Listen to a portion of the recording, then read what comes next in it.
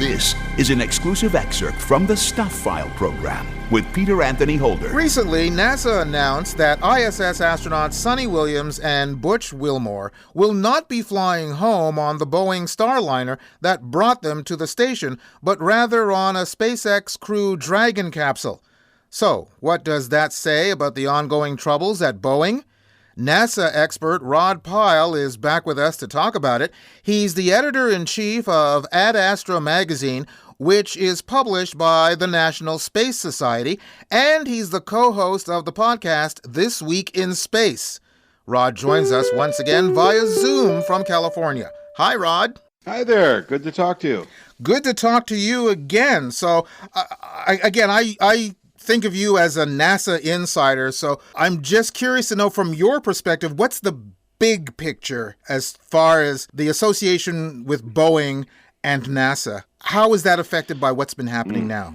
Well, so I have worked for NASA in the past off and on, and however, as a writer, so that makes me an expert of nothing but a reporter of many, if you know what I mean. Yep. Our jobs are kind of similar that way. So I'll talk about the perspective of people I've talked to in positions of leadership, including some former heavy hitters from the Apollo and shuttle eras at NASA. At the same time, people are shaking their heads and scratching them. So you and I grew up with Boeing being sort of the big kahuna in aerospace. You know, they designed and built thousands of 747s and 707s and a lot of military hardware. And just to be specific about it, they were involved with the U.S. space program from the late 1950s. So this isn't something new to them. They worked in the Apollo program.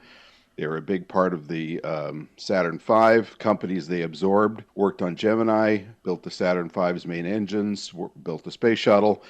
So there's a lot of aerospace heritage there. So along comes Starliner with these problems that it's had, and it's had them throughout its program. It's been a very difficult program for Boeing. And it's a little vexing.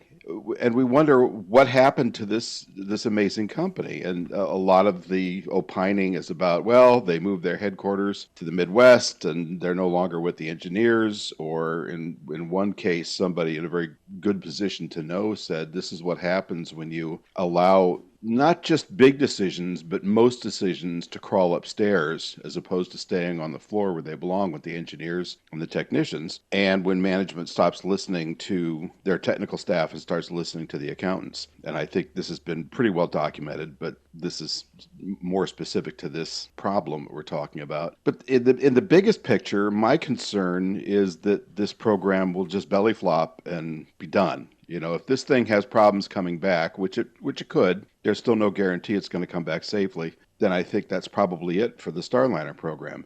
Now, thank goodness we still have SpaceX doing yeoman work for NASA, but the whole point was always to have two vendors so that if there was a problem with one system or one vendor or one price set or what have you, that they'd have other options. A weird aside here, back in 2014 when this contract was being finalized and set up, for crew access to the space station because the shuttle had stopped a couple years before and we were paying the Russians to haul us up there at $80 million a seat.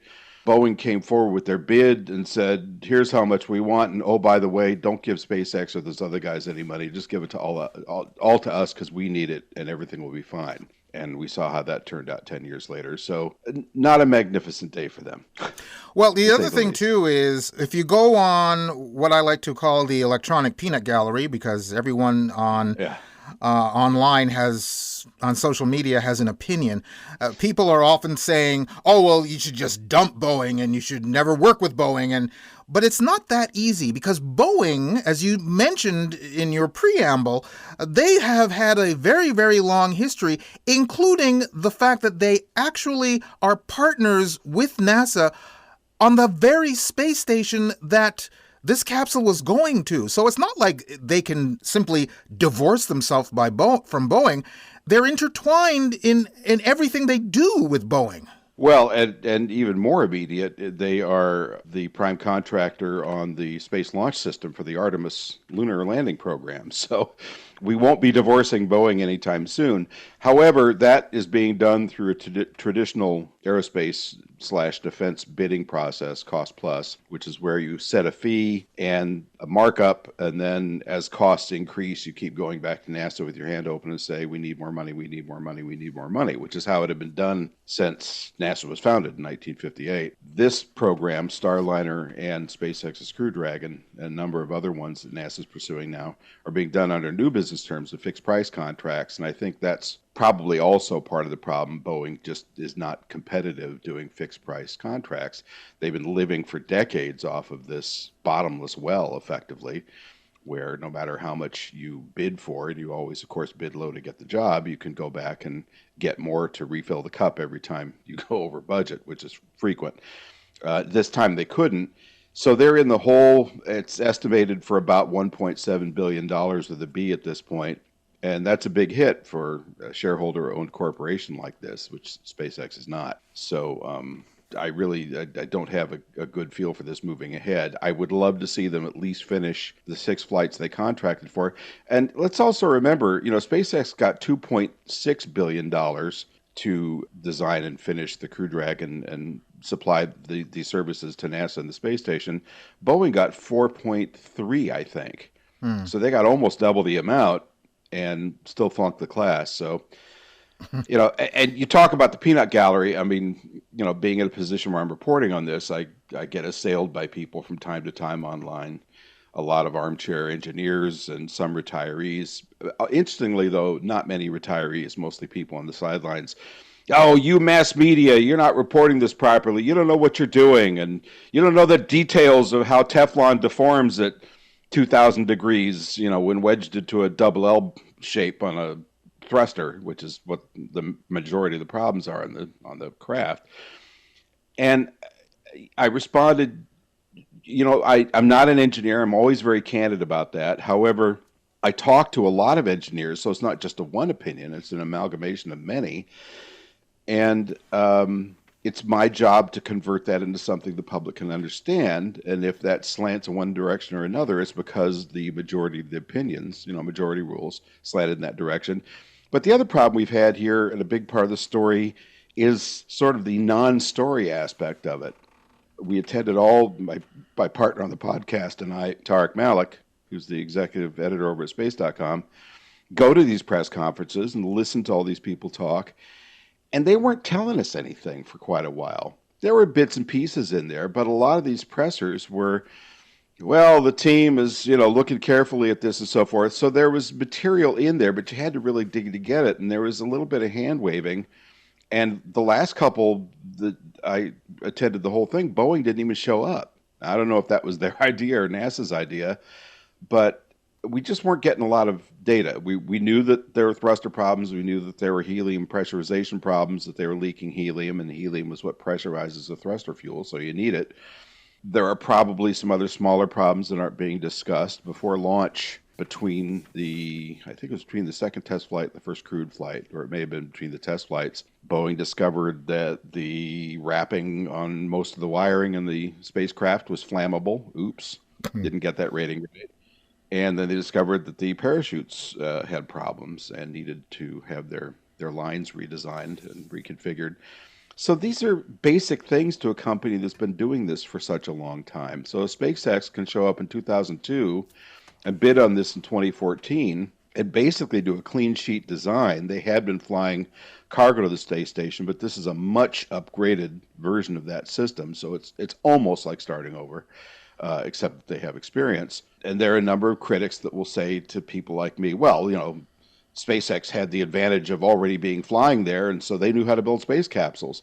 To which you, after you get past your shock and your big gulp, you say, yeah, but Boeing, they absorbed North American Aviation, who built the Apollo Command Module. They absorbed McDonnell Douglas, who built the Gemini capsule. North American also built the space shuttle. They have legacy experience there. They shouldn't be starting over. But as we saw, it took almost 20 years to build the SLS and 6 years to build the Saturn V, admittedly with less money this time, but still, it shouldn't be this hard. Well, we have just about a minute, so I got to ask your thoughts on the idea. I mean, June 5th was the launch of this craft. And it was supposed to be an 8-day mission. I'm assuming right about now, Williams and Wilmore are whistling the theme song to Gilligan's Island. They're not coming back until probably late February. Right. I know that they have been training for long-haul trips and work to do on the space station, so that is now plan B for them. So it's not like they're sitting around twiddling their thumbs, but it's got to be a bit daunting on the family back home who only thought they were going away for 8 days. Well, I think the families are probably glad that they're alive, knowing that they're flying in a somewhat experimental test flight, first crewed version of the spacecraft. And they both have had experience in space before on a number of flights, so they're not amateurs here. And I've never met an astronaut that didn't want more time up at the space station. They really enjoy it up there. Now, there are some other concerns about clean clothes, the amount of food, and breathable atmosphere and all that. But the space station has a ton of contingency built in, so it's really not a concern. And at this point, one of the reasons the thing's going to be decommissioned and brought down somewhere around 2030 is that it's wearing out. It takes almost half the time the astronauts have of waking hours just to maintain and repair the space station. So the extra hands, I'm sure, have been very valuable. And in fact, on their duty rosters, I saw there was some experimentation work, joining the science team efforts, but also a lot of maintenance and repair. So I'm sure that they're finding plenty to do and are having a good time. But you're right, it's really kind of tough on the families. But if you're married to an astronaut or the children of an astronaut, you've kind of grown to expect the unexpected, I think. Yeah. Well, hopefully, we know, I feel that they'll get back safely in February when they do return. But also, for the sake of Boeing, when they return that uncrewed capsule, that it also successfully re-enters the atmosphere and they can figure out the problems going ahead in the future. Rod, I thank you very, very much for taking the time to be on the program with us. We haven't had you on for about, 5 years or so. I'm not waiting that long to call you again. Okay, thank you. And we should also mention your show, This Week in Space. Where can one find that? Apple Podcasts, Google Podcasts, Spotify, all the usual suspects. It's all over the place. It's easy to find. YouTube, Kick. Excellent. And a couple of others, yeah. Thank you very much, Rod. Pretty much wherever there's a video signal online. Okay, thank you very much, Rod. You got it. NASA expert Rod Pyle, editor-in-chief for AstraMagazine, published by the National Space Society, and co-host of the podcast This Week in Space. He's also the author of 20 popular books, including Destination Mars and also Space 2.0, How Private Spaceflight, a Resurgent NASA, and international partners are creating a new space age. You can go to our website at thestufffile.com to the page for this show, which is show number 0785, and you'll find the links to Rod's site, plus links to either Amazon.com or Amazon.ca, where you can order his books directly. You've just heard an exclusive excerpt from the Stuph File Program with Peter Anthony Holder. To hear any or all of the full hour-long shows, visit thestufffile.com. Stuph is spelled S-T-U-P-H. That's thestufffile.com. A presentation of Flying Fish Communications.